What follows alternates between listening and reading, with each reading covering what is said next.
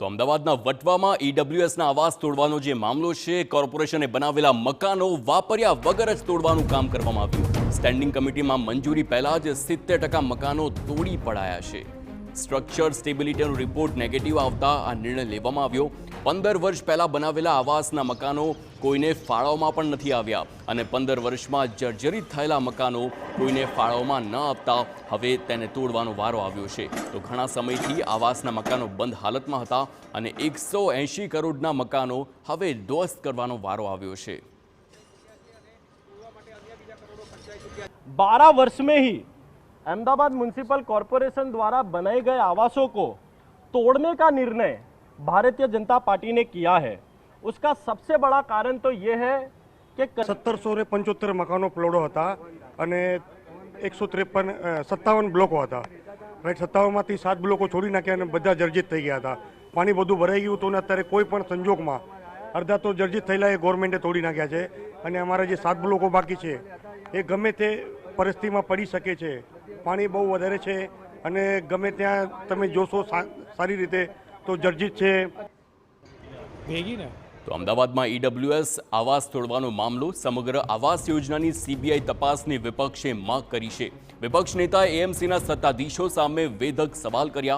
ગરીબોના આવાસના નામે કૌભાંડ થયાનો આક્ષેપ પણ કરવામાં આવ્યો। કોન્ટ્રાક્ટર અને જવાબદાર અધિકારી સામે પગલાં લેવાની માંગ કરવામાં આવી છે। તો સિન્ટેક્સ અને એમવી ઓમની કંપની દ્વારા આવાસ યોજના બનાવી હતી। બંને કંપનીઓ અને હાઉસિંગના અધિકારીઓ સામે પગલાં લેવામાં આવે તેમ શહેજાદ ખાન પઠાણની માંગ છે। પુરાવાનો નાશ કરવા માટે મંજૂરી વિના જ 6 મહિના પહેલા આવાસ તોડવાની કામગીરી શરૂ કરાઈ છે। કોન્ટ્રાક્ટર અને અધિકારીઓ સામે પોલીસ ફરિયાદ કરવા માટેની પણ માંગ ઉઠી છે।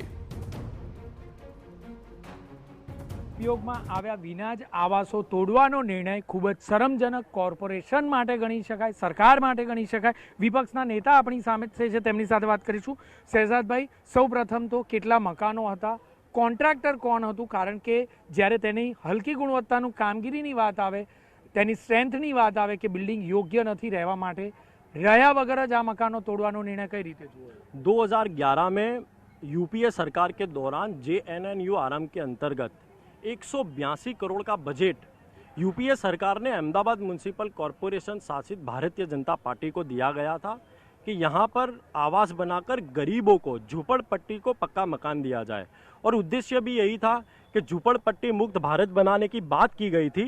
लेकिन सबसे बड़ा सवाल तो यही उठता है कि झूपड़पट्टी मुक्त भारत तो नहीं बन रहा, लेकिन कहीं ना कहीं झूपड़पट्टी के नाम पर अहमदाबाद म्यूनिसिपल कॉरपोरेशन में भ्रष्टाचार करने का कार्य शुरू हो गया।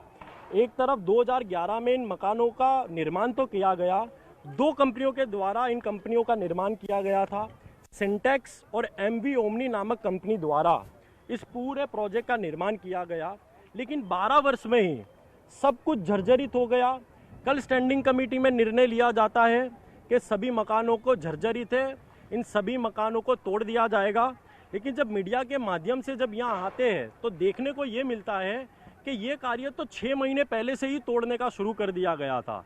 ये कितनी गंभीर बाबत है कि स्टैंडिंग में काम आया, मंजूर हुआ, उसके पहले ही काम तो हो चुका था, 70% लगभग काम हो चुका है। जी बिल्कुल, ये बहुत गंभीर बात है कि स्टैंडिंग कमेटी में कार्य लाए बिना ही कहीं ना कहीं वटवा हाउसिंग को तोड़ने का कार्य अहमदाबाद म्यूनिसिपल कॉरपोरेशन ने 6 महीने पहले कर दिया। ये साफ दर्शाता है कि जो भ्रष्टाचार के सबूत थे, यानी कि जो जर्जरी स्ट्रक्चर था, उसे तोड़कर जमीन दोष करने का, यानी पूरे सबूतों को दफन करने का कार्य अहमदाबाद म्यूनिसिपल कॉरपोरेशन के अधिकारियों द्वारा किया जा रहा है।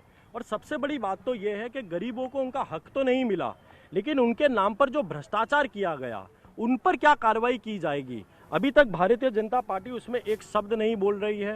2011 में इसका निर्माण किया गया, वो दोनों जो कॉन्ट्रैक्टर थे, उन दोनों कॉन्ट्रैक्टरों पर क्या कार्रवाई भारतीय जनता पार्टी और अहमदाबाद म्यूनिसिपल कॉरपोरेशन करेगा, एक शब्द नहीं बोला जा रहा है। उस समय हाउसिंग डिपार्टमेंट में कौन अधिकारी थे, उनके ऊपर क्या कार्रवाई की जाएगी, उसलिए एक शब्द नहीं कहा जा रहा है। आज इन आवासों को तोड़कर आगे क्या किया जाने वाला है, क्या कार्रवाई होने वाली है, कहीं ना कहीं भारतीय जनता पार्टी इस पूरे मामले में अहमदाबाद शहर की जनता को गुमराह करने का कार्य कर रही है। आज कांग्रेस पार्टी मेयर श्री को 4 बजे आवेदन पत्र देकर इस पूरे मामले में सीबीआई तपास की मांग करने वाली है कि 2011 से लेकर अभी तक वटवा हाउसिंग में कितने करोड़ों का भ्रष्टाचार हुआ, किसके कारण गरीबों का हक छीना गया। इसलिए कांग्रेस पार्टी सीबीआई तपास की मांग कर रही है। आपको लग रहा है कि ये एविडेंस को हटाने के लिए, प्रजा को गुमराह करने के लिए और एफआईआर दाखिल करनी चाहिए, एफआईआर दाखिल होनी चाहिए, वो भी नहीं की? जी बिल्कुल, जैसे कोई क्राइम होता है या कोई भ्रष्टाचार होता है, बहुत बड़ा क्राइम है, लेकिन उससे बड़ा क्राइम तो ये है कि पूरे सबूतों को कहीं ना कहीं दफन कर देना, सबूतों को छुपाना, उससे भी बड़ा क्राइम बनता है। इसके ऊपर ज़रूर एफआईआर होनी चाहिए और एफआईआर के साथ दोषियों को सज़ा मिलनी चाहिए। कांग्रेस पार्टी भी एफआईआर करने का पूरा प्रयत्न करेगी, क्योंकि ये जो मिलकर भ्रष्टाचार हुआ है, अहमदाबाद म्यूनसिपल कॉरपोरेशनों ने गरीब आवास के नाम पर जो भ्रष्टाचार किया है, मैं मानता हूँ इससे शर्मनाक घटना अहमदाबाद म्यूनसिपल कॉर्पोरेशन में घट नहीं सकती। ટૂંકમાં કહીએ તો જે રીતે આવાસ યોજના બનાવવામાં આવી, 15 વર્ષ સુધી કોઈ પણ વ્યક્તિને મકાનની ફાળવણી કરવામાં ન આવી અને હવે આ જ મકાનો તોડી પાડવાનો નિર્ણય કરવામાં આવ્યો છે। સૌથી મહત્વની બાબત કે 70% કામ પૂર્ણ થયું અને ત્યારબાદ આખરે આ કામને મંજૂરી આપવા માટે સ્ટેન્ડિંગ કમિટીમાં લાવવામાં આવ્યું, જે ખૂબ જ શરમજનક બાબત ગણાય। કેમેરામેન મનીષ ત્રિવેદી સાથે જિગ્નેશ પટેલ, TV9 અમદાવાદ। તો ન માત્ર વિપક્ષ નેતા પરંતુ અહીં રહેતા સ્થાનિકો પણ દાવો કરી રહ્યા છે કે છેલ્લા 4 થી 5 મહિનાથી આવાસ તોડવાનું કામ ચાલુ છે। कुछ 50-60 ब्लॉक थे यहाँ पे, जिसमें से 50-60 ब्लॉक में से सिर्फ 7 ब्लॉक ही पास किए हैं। बाकी के जो मकान पड़े हुए थे ये इसमें किसी को ड्रॉ ही नहीं किया था। और हम 2017 से यहाँ आए हुए हैं और उसके पहले ये मकान बन चुके थे।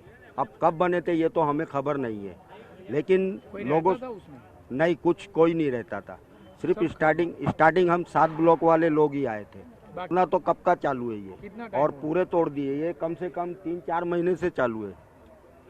अब एक बिल्डिंग ये बची है, ये जो सामने लगी है, बस सिर्फ ये बिल्डिंग बची है और बाकी सब तोड़ के ये लोगों ने जो है। મહેસાણામાં કડીના રાજપુરમાં લાલ પાણી આવતા ખેડૂતો પરેશાન થયા છે।